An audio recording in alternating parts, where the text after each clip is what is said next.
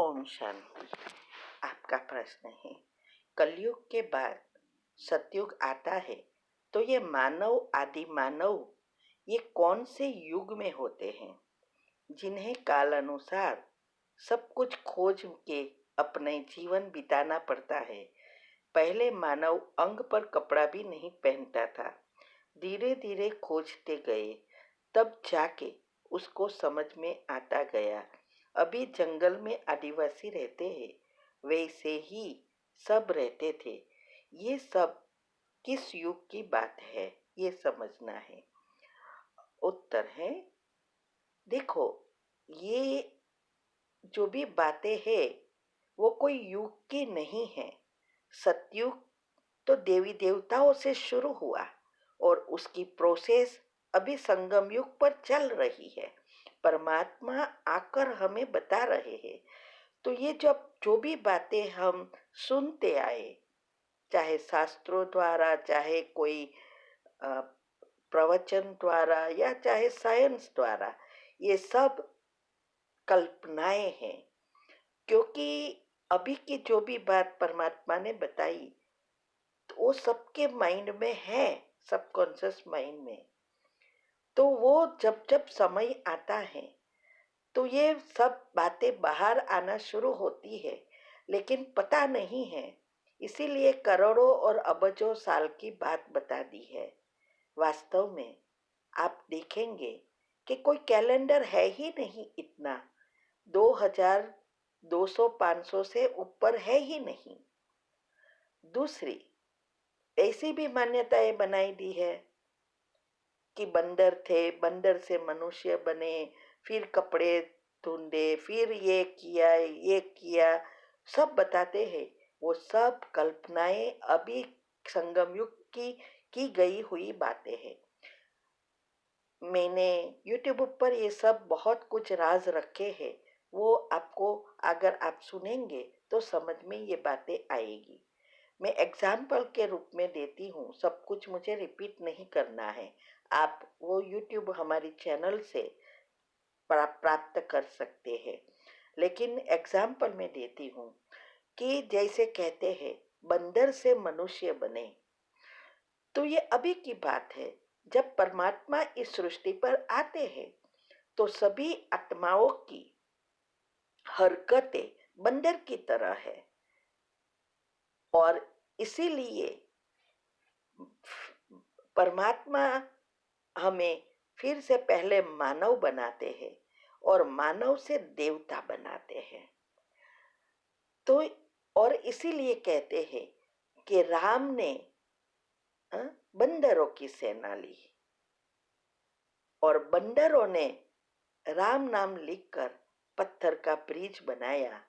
ये सब बातें अभी की है, क्योंकि हम सब जो भी परमात्मा के बच्चे बनते हैं वो भी तो बंदर जैसे ही थे, सब अवगुण थे।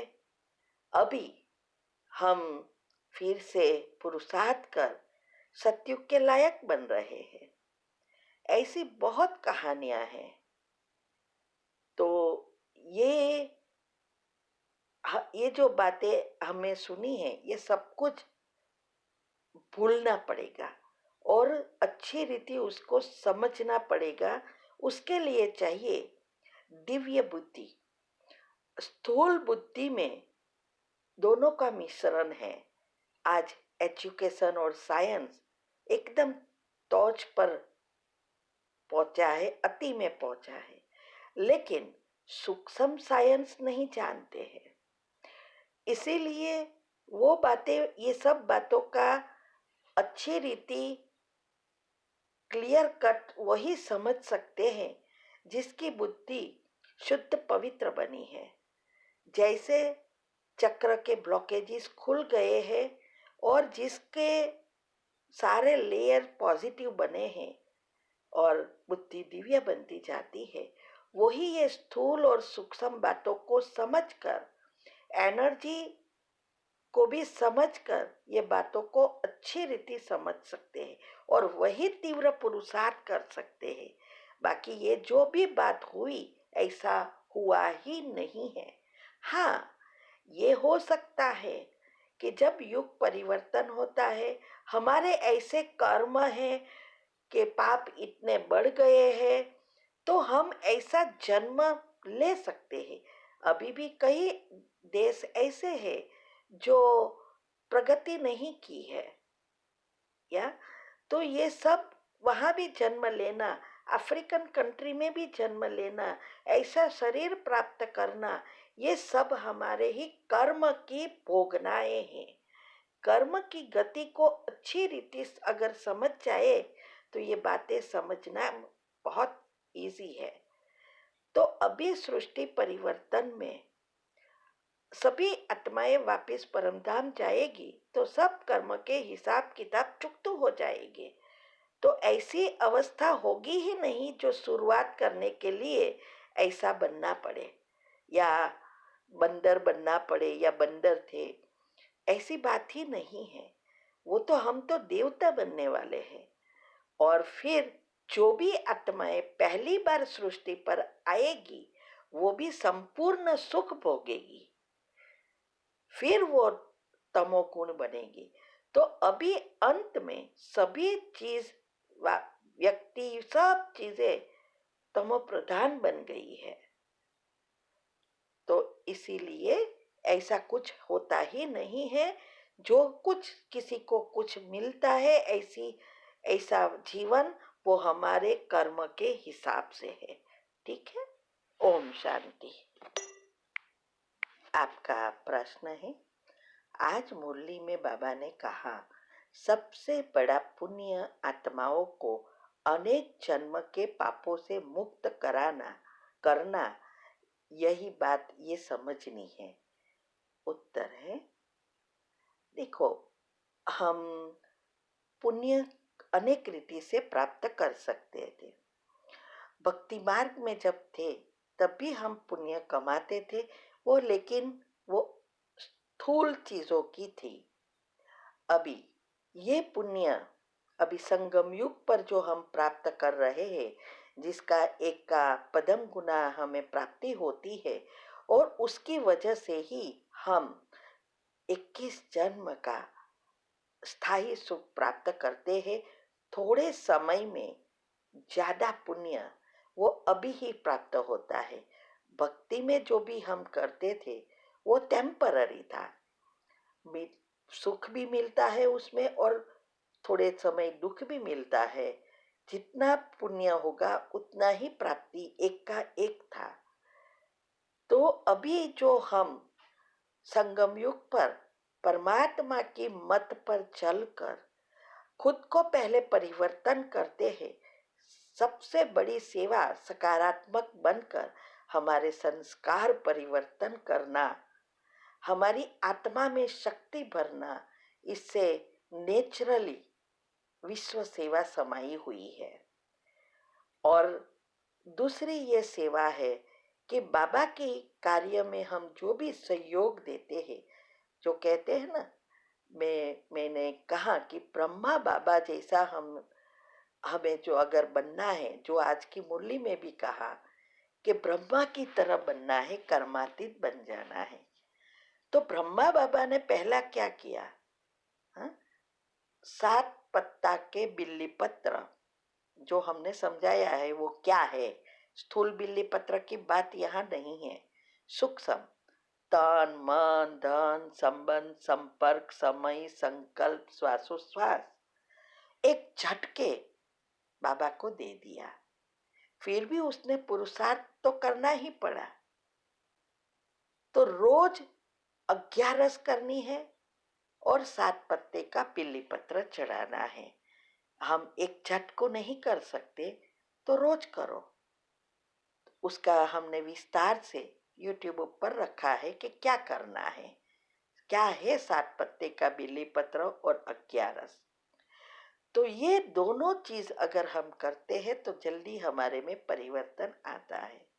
साथ साथ दूसरों को भी समझाने के लायक बन जाते हैं। और एक सबसे श्रेष्ठ सेवा सेंटर बांधने की सेवा जो है, गीता पाठशाला खोलने की, उसके लिए जमीन वगैरह स्थान देने की, या ये सेंटर बनाने की सेवा जो है वो सबसे श्रेष्ठ है, क्योंकि वहाँ अनेक आत्माएं आएगी और ज्ञान लेगी, आगे बढ़ेगी, तो इससे भी हमारा पुण्य बनता है।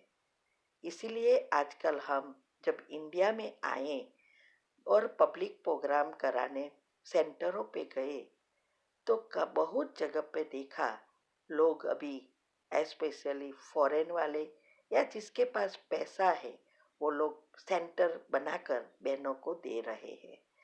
लेकिन कई जगह ऐसी भी है जहाँ कोई फॉरेनर्स या साहूकार माना पैसे वाले नहीं हैं, गरीब है, आत्माएं जो बाबा के बच्चे जो सेंटर नहीं बना सकते, तो बहुत पुराने पुराना सेंटर है, टूटा फूटा है, या इससे सेवा नहीं बढ़ती, क्योंकि पैसे वाले को ऐसा होता है कि यहाँ तो सब गरीब आते हैं।